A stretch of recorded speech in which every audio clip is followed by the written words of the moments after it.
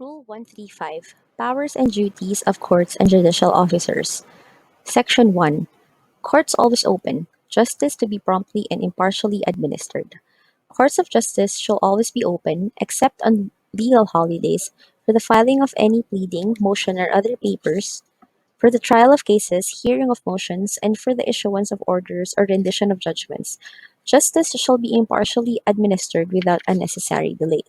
Section 2. Publicity of proceedings and records. The sitting of every court of justice shall be public, but any court may, in its discretion, exclude the public when the evidence to be adduced is of such nature as to require their exclusion in the interest of morality or decency. The records of every court of justice shall be public records and shall be available for the inspection of any interested person at all proper business hours, under the supervision of the clerk having custody of such records, unless the court shall, in any special case, have forbidden their publicity, in the interest